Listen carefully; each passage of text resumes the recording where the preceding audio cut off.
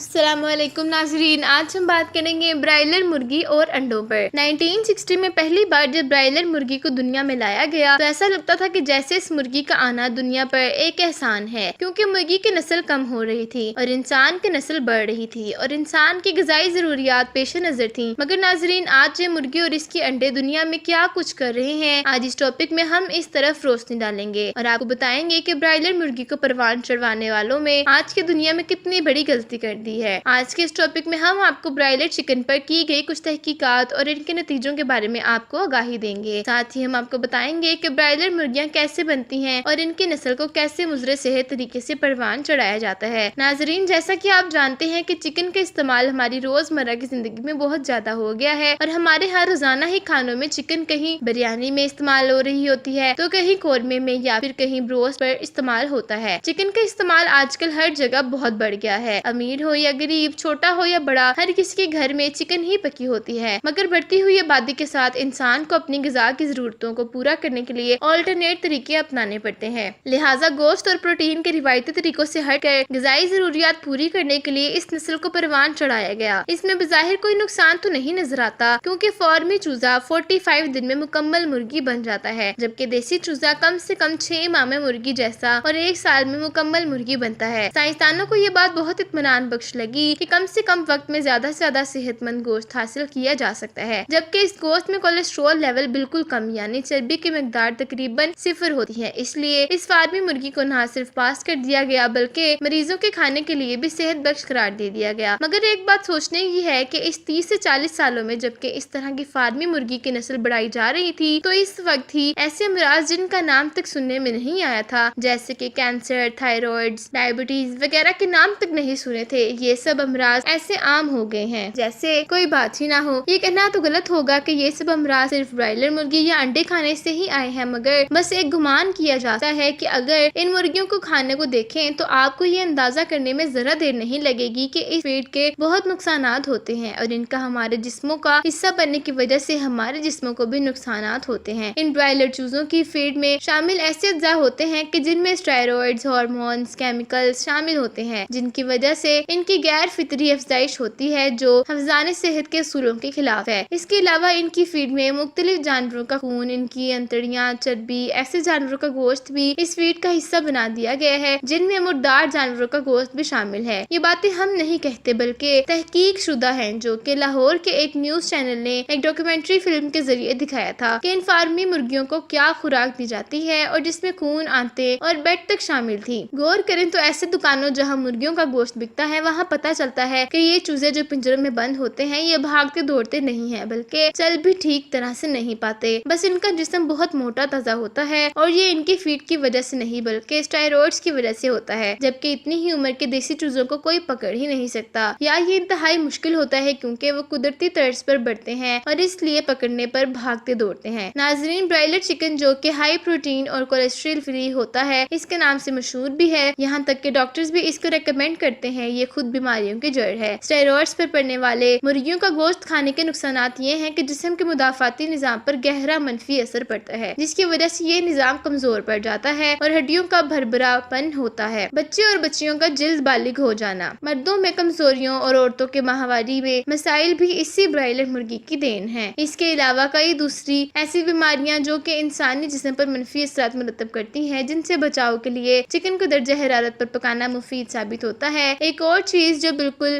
آج کل لوگوں میں عام ہو گئی ہے وہ چکن نگٹس ہیں، جیسے بڑے تو بڑے بچے بھی اس کو شوق سے بلکہ مانگ مانگ کر کھاتے ہیں، مگر اس کے بارے میں لوگوں کو نہیں معلوم کہ امریکہ کی یونیورسٹی آف مسیسپی کی تحقیق جو امریکہ کے جریدے دی امریکن جرنل آف میڈیسن میں شائع ہوئی ہے، اس کے مطابق اس میں انتڑیاں، ہڈیوں کا چوڑا اور چربی جیسے اجزاء شامل ہوتے ہیں اور اسی تحقیق کے مطابق اس میں پروٹین صرف 15 سے 20% تک موجود ہیں، باقی اس کا گوشت بھی معیاری نہیں ہوتا، اسی لیے ماہرین کے کہنے کے مطابق اس کا شمار مضر صحت چیزوں میں کیا جا سکتا ہے۔ ناظرین، یہ تھا برائلر مرغی کا تذکرہ۔ ناظرین، آج کے ہمارے اس ٹاپک کا مقصد یہ تھا کہ انسان کو فطرت سے قریب رہنے میں ہی فائدہ ہے اور نقصان صرف اس کے مقابلے میں ہے، لہٰذا فطرت کو اپنانے میں ہی بہتری اور صحت ہے۔ تو اگر آپ کو ہماری آج کی ویڈیو اچھی لگی تو اسے اپنے دوستوں کے ساتھ ضرور شیئر کریں۔ شکریہ۔